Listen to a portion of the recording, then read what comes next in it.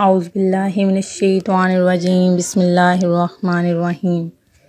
مون وظائف چینل کی جانب سے تمام ناظرین کو السلام علیکم۔ میں اپنا چینل مون وظائف کی جانب سے آپ کی خدمت میں ایک نیا وظیفہ لے کر حاضر ہوئی ہوں۔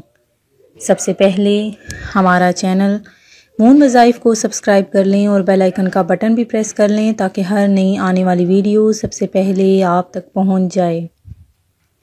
حضرت عمر رضی اللہ تعالیٰ عنہ کے دور خلافت میں مدینہ میں ایک گانا گانے والا رہتا تھا جو گانے گایا کرتا تھا۔ جب اس کی عمر 80 سال ہو گئی تو اس کی آواز نے اس کا ساتھ چھوڑ دیا۔ اب کوئی اس کا گانا نہیں سنتا تھا۔ گھر میں فکر و فاقے نے ڈیرے ڈال لیے، ایک ایک کر کے گھر کا سارا سامان بک گیا۔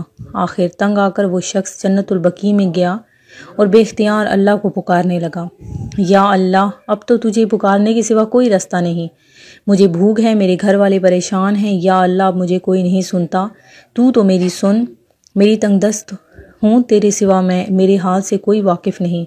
حضرت عمر مسجد میں سو رہے تھے کہ خواب میں آواز آئی، اے عمر اٹھو، میرا ایک بندہ مجھے بقیع میں پکار رہا ہے، اس کی مدد کو پہنچو۔ حضرت عمر رضی اللہ تعالیٰ عنہ نے جب یہ سنا تو ننگے سر ننگے پیر جنت البقیع کی طرف دوڑے۔ دیکھتے ہیں کہ جھاڑیوں کے پیچھے ایک شخص دھاڑے مار مار کر رو رہا ہے۔ اس نے جب حضرت عمر کو آتے دیکھا تو بھاگنے لگا، سمجھا کہ شاید حضرت عمر کوڑا لے کر آ رہے ہیں۔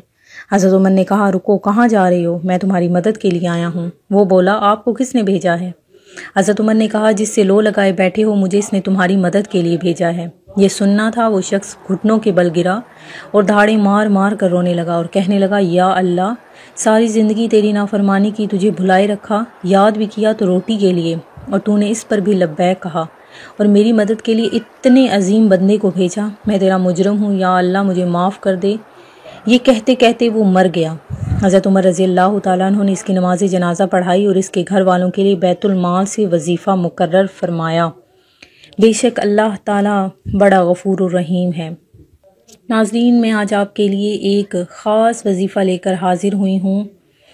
جو بھی شخص کسی بیماری میں مبتلا ہے یا کسی خوف میں مبتلا ہے یا اسے کسی دشمن کا ڈر ہے، اس کی ایسی بیماری ہے جو اس سے جا نہیں رہی، کوئی آفت اس پر نازل ہو چکی ہے جس کی وجہ سے وہ آفت اس سے دور نہیں ہو رہی، تو آپ نے کیا کرنا ہے کہ یہ وظیفہ بہت آسان ہے۔ آپ نے اسے کرنا ہے، جو کوئی 115 مرتبہ السلام اس اسم کو پڑھ کر بیمار پر دم کرے گا تو اللہ تعالیٰ اس کو صحت و شفا عطا فرمائے گا۔